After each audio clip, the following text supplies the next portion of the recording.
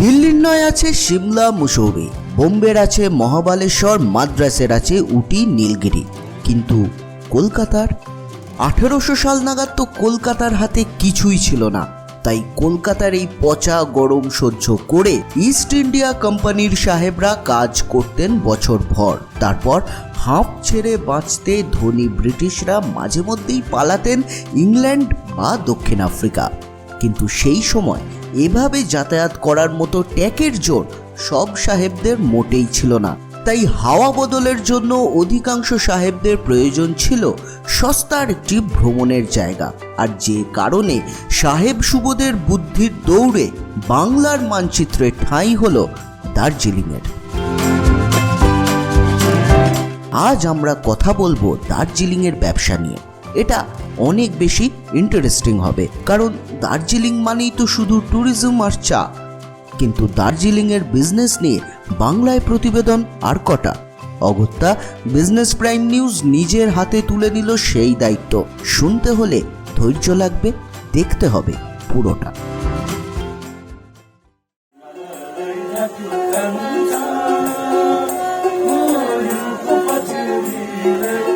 দার্জিলিংয়ে যাননি এমন বাঙালি কিন্তু রেয়ার।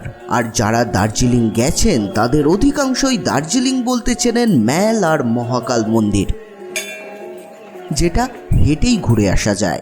বাকি দার্জিলিং স্টেশন থেকে শুরু করে যা আশেপাশের জায়গা রয়েছে সব ওই 4 চাকার দৌলতে।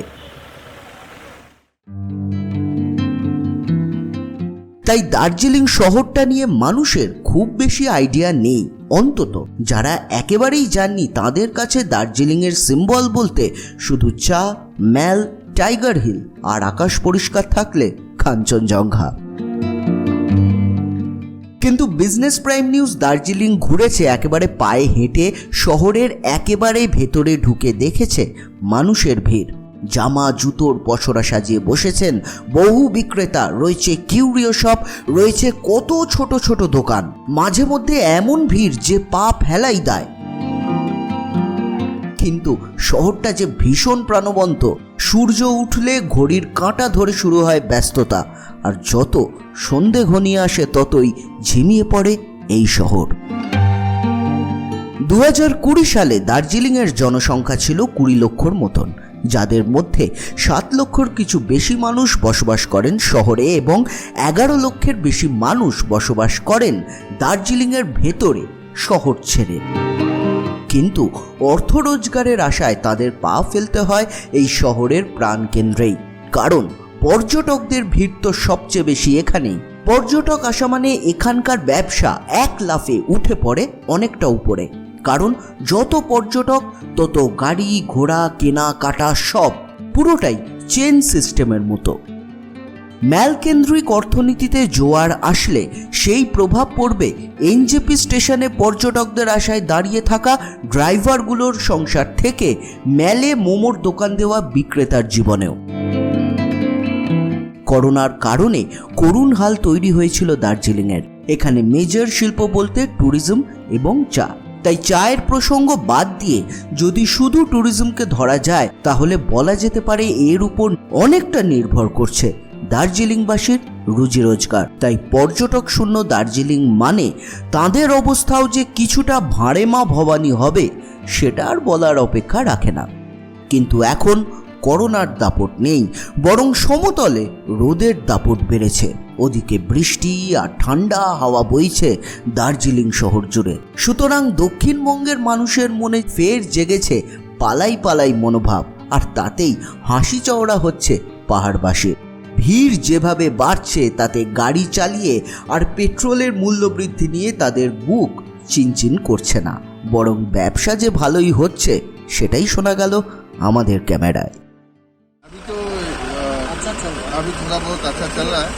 अभी पैसेंजर आना चालू किया है तो गाड़ी वाला का भी थोड़ा ठीक होगा। अभी नहीं तो गाड़ी वाला का बहुत ही हालत ख़राब था।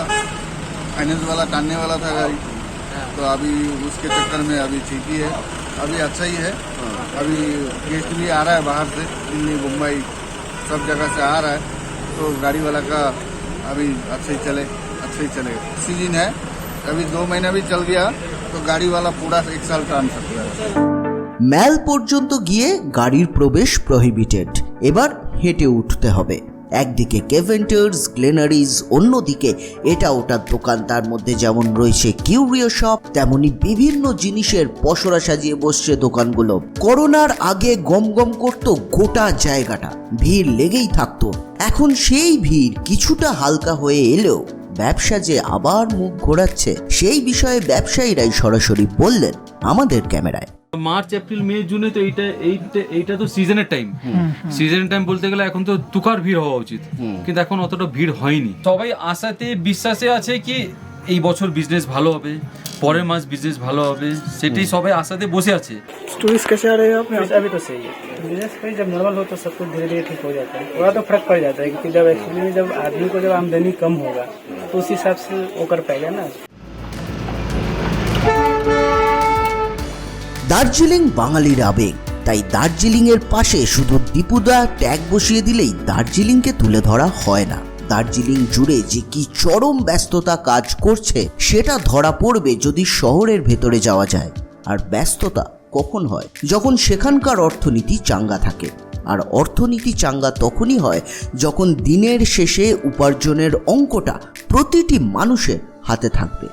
তাই বলা যায় করোনার ক্ষত সারিয়ে পর্যটকরা আসছেন। পর্যটকদের ভিড় যত বাড়ছে ততই চওড়া হচ্ছে পাহাড়ের হাসি।